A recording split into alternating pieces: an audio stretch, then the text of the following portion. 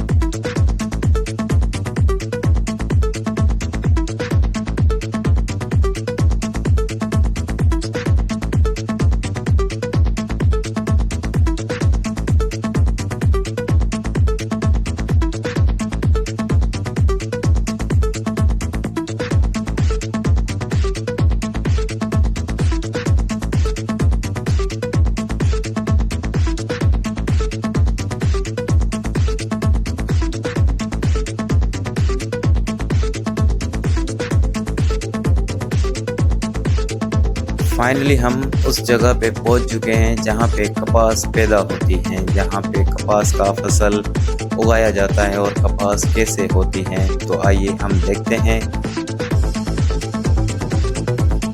देखने से पहले ये देखें, ये हैं देसी चाय। हम जैसे यहाँ पे पहुंचे तो हमारे लिए यहाँ पे देसी चाय बन रही थी, तो हमने देसी चाय पी और बहुत सारा एंजॉय किया।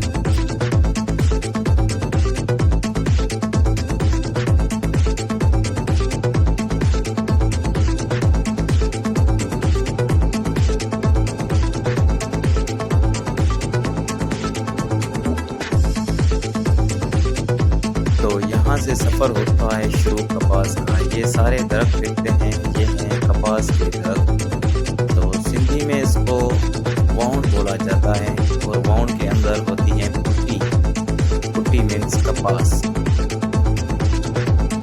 तो मैं आपको ये दिखाऊंगा। ये देखो आप, ऐसे इस दरख्त से कपास निकाली जाती है। ये बहुत ही सॉफ्ट नरम है।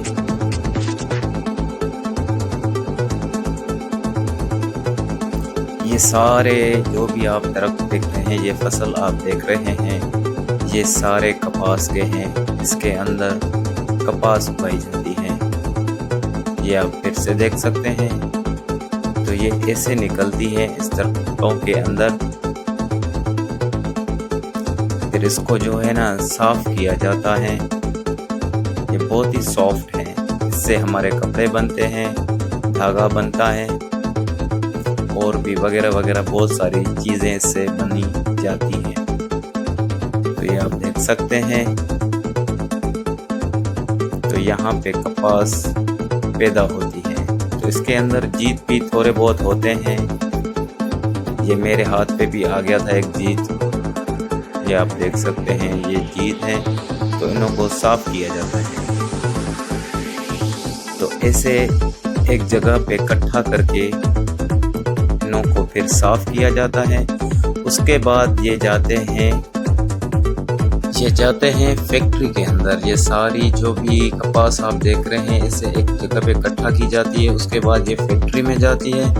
फैक्ट्री के बाद ये इसमें से जीत, कीड़े वगैरह साफ करके फिर ये जाती हैं बड़ी मील में।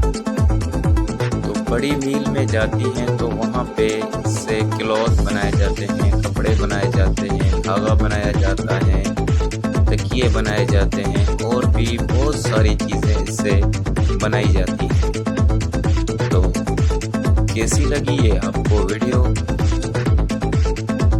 उम्मीद करता हूँ तो ये आपको वीडियो अच्छी लगी होगी। तो अभी के लिए मुझे दें इजाज़त। अल्लाह हाफिज़।